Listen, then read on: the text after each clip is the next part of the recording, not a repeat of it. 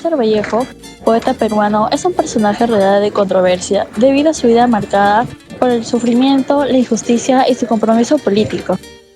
Nacido en 1892, su trayectoria estuvo plagada de dificultades económicas y personales, que se intensificaron tras su encarcelamiento en 1920 por motivos políticos, un hecho que ha sido objeto de debate sobre su inocencia y el contexto represivo de la época.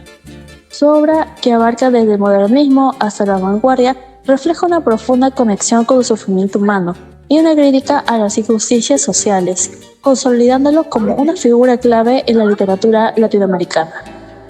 En el cuento de Paco Yunque, las diferencias de poder y las desigualdades sociales se entrelazan a través de las vidas diarias de los personajes, así como también el sufrimiento de Paco Yunque se cuestiona la justicia y la equidad en la sociedad. El cuento demuestra cómo el abuso de poder tiene diferentes tipos de niveles, ya sea en la escuela o en la estructura familiar. Así también Humberto Grieve utiliza su autoridad y sus privilegios sin consecuencias algunas.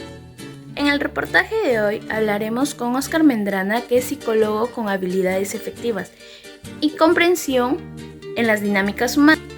El psicólogo Mendrana ha participado en concursos de oratoria y actualmente es parte del equipo de docente de la Universidad Privada del Norte, donde viene trabajando en la formación de los estudiantes en área de psicología y en el desarrollo personal de cada uno de ellos.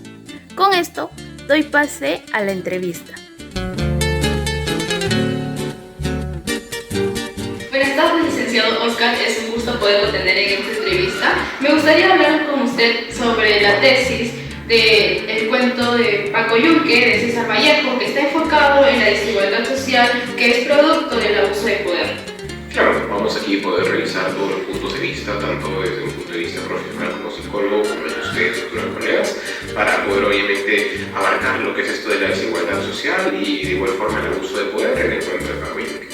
Es un placer poder trabajar con usted. Bueno, desde el término de la desigualdad social, podemos decir que esto es por falta de trato y una falta de oportunidad entre grupos en una sociedad. Desde su perspectiva psicológica, ¿usted qué cree de la desigualdad social en el enfoque de Paco Yunque? Bueno, poniéndonos en el contexto primero del cuento, sabemos que está el lado de Paco Yunque, el cual obviamente es un lado menos adinerado, con quizás orígenes más humildes. Sabemos que su mamá trabaja directamente para el padre de Humberto, que es el otro lado de la moneda, por Humberto obviamente es ser un niño, digamos, con mayores oportunidades, no solamente por lo económico, ¿no? Porque sabemos que obviamente su papá, al ser alcalde del pueblo, le ha dado muchas facilidades, tanto a nivel académico como en el personal y demás.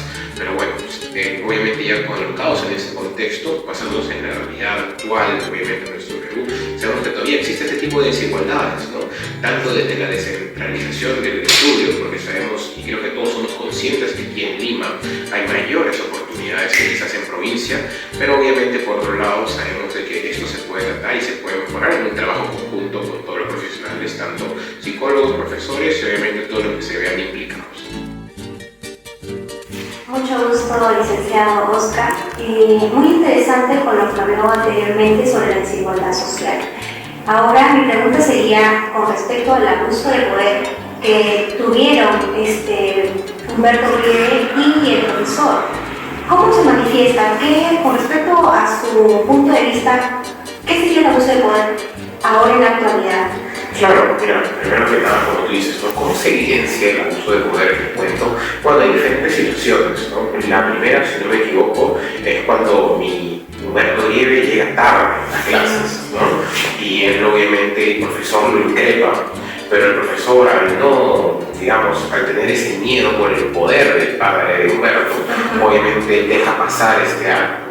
Como cualquiera podría decir, quizás este profesor lo hace con todos los alumnos, pero luego llega otro alumno tarde, pero en este caso sí es increpado por el mismo, ¿no? Y cabe resaltar que posterior a ello, ¿no? Hay diferentes situaciones, tanto en la que Humberto muestra su, digamos, posición de poder sobre Paco Yunque y sus compañeros, en las cuales obviamente tenemos un entendimiento de que Humberto hace lo que quiere por la posición que tiene su padre y él está dando por seguro de que no va a tener ningún tipo de repercusión en sus actitudes, ¿no? Luego, a la actualidad, ¿no? Es decir, nos preguntan en la entrevista, podemos decir de que el abuso de poder se sigue evitando, no únicamente que se hace desde un punto de vista académico, pero yendo desde ese punto, obviamente, digamos que la figura de poder ideal en el salón de clases debería ser el docente.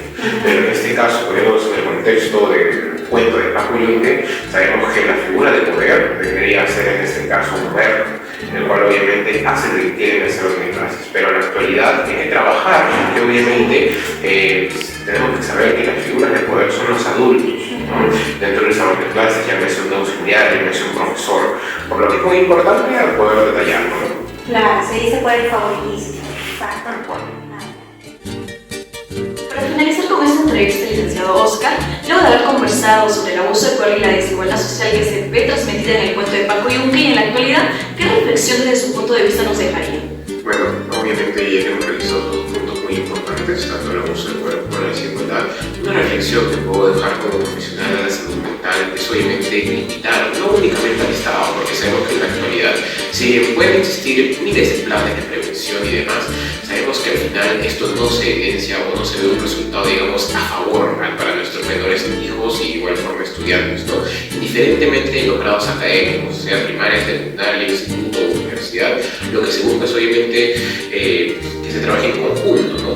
Partiendo desde la familia, obviamente el apoyo que tienen que brindar los padres, obviamente el soporte emocional que es muy importante por parte de la familia, de igual forma, ¿no? El entorno que escoge el joven al poder estudiar. ¿A qué me refiero con esto? ¿No? Las amistades, porque sabemos que esto es un proceso social, no estudiar solo de por sí, obviamente hay un salón de por medio, hay compañeros de por medio. Obviamente es muy importante saber qué amistades te acompañan en este proceso, ¿no? Por otro lado también, ¿no? Una reflexión, digamos, ya un poco más personal de mi carrera, siempre es muy importante el acompañamiento psicológico, no únicamente un docente de refuerzo o quizás de algún familiar, etcétera, sino obviamente alguien que prevenga lo que es el tema de la salud mental, ¿no? ¿Qué me refiero con esto? ¿No? Hay un correcto acompañamiento psicológico, pedagógico y obviamente familiar para garantizar que nuestros menores hijos tengan un mejor desarrollo a nivel académico, ¿no? Obviamente centrándonos únicamente desde el punto de vista de Paco Yunque, pero cabe resaltar que en los demás ámbitos como el familiar, el personal y demás, obviamente va a sumar, ¿no? Que es lo ideal, que buscamos solamente sumar, más no restar, ¿no?